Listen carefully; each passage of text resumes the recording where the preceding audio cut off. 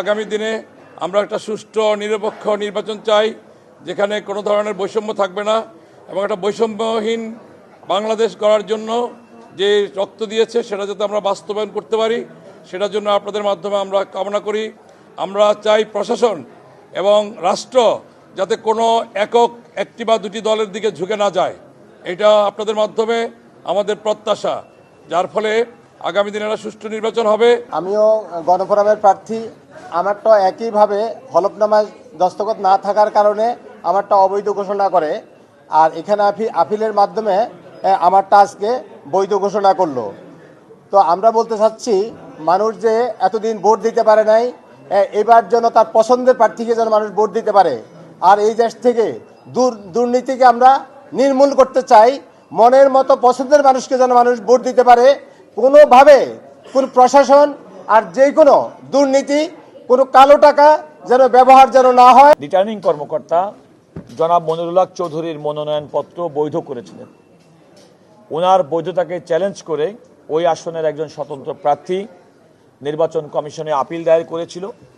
আপনারা লক্ষ্য করেছেন দীর্ঘ সময় ধরে সেই আপিলের উপরে শুনানি হয়েছে, এবং আমরা আমাদের পক্ষ থেকে ওনার বিরুদ্ধে যে সমস্ত অভিযোগ উত্থাপিত হয়েছিল সে সমস্ত অভিযোগ খণ্ডাতে পেরেছি বলেই আজকে নির্বাচন কমিশন সন্তুষ্ট হয়ে ওনার প্রতিদ্বন্দ্বী একজন স্বতন্ত্র প্রার্থীর আপিল নামঞ্জুর করেছেন। এই নামঞ্জুর করার অর্থ হচ্ছে জনাব মনিরুল হক চৌধুরী কুমিল্লা 6 আসনে বিএনপি মনোনীত প্রার্থী হিসেবে চূড়ান্তভাবে বৈধতা পেলেন।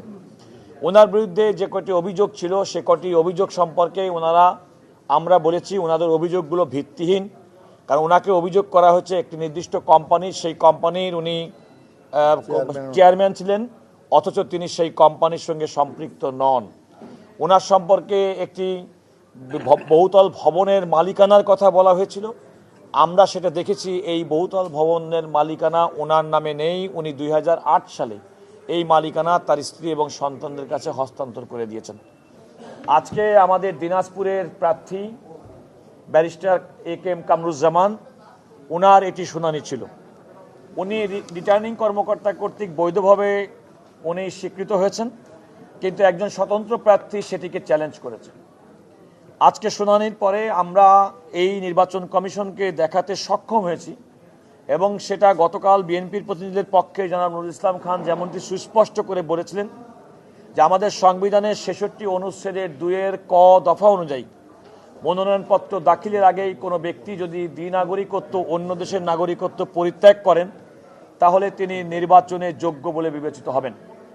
আমাদের যে প্রার্থীর পক্ষে, বিএনপি মনোনীত প্রার্থীর পক্ষে আমরা উপস্থিত ছিলাম, আমরা এই কমিশনকে দেখাতে সক্ষম হয়েছি যে তিনি 29 ডিসেম্বর 2025 মনোনয়নপত্র জমাদানের আগেই তিনি যুক্তরাজ্যের নাগরিকত্ব পরিত্যাগ করেছেন, এবং এই পরিত্যাগের মাধ্যমে সংবিধানের 66 অনুচ্ছেদের 2 ক দফা অনুযায়ী তার কোনো অযোগ্যতা নেই।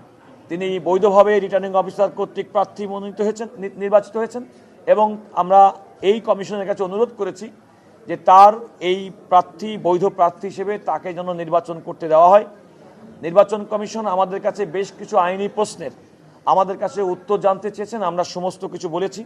এখন তারা বলেছেন যে আমাদেরকে আরও শুনবেন আগামী 17 জানুয়ারি, এবং 17 জানুয়ারি তিনি আমাদেরকে এই সাংবিধানিক প্রশ্নে, আইনি প্রশ্নে আমাদেরকে আরও শুনবেন বলে বলেছেন। এবং আমার কাছে যেটা মনে হয়েছে যে বেশ কয়েকজন প্রার্থীর এই বিষয়, সেটিও তারা হয়তো একসঙ্গে বিবেচনা করবেন। ইতিমধ্যেই 2 প্রার্থীর ব্যাপারে তারা সিদ্ধান্ত হয়েছে। আমরা মনে করি সমস্ত বিষয়গুলো একসঙ্গে নিয়ে একটা ইউনিফর্ম, একটা সমন্বয়মূলক একটা সিদ্ধান্ত এই কমিশনের পক্ষ থেকে আসবে আগামী 17 জানুয়ারি।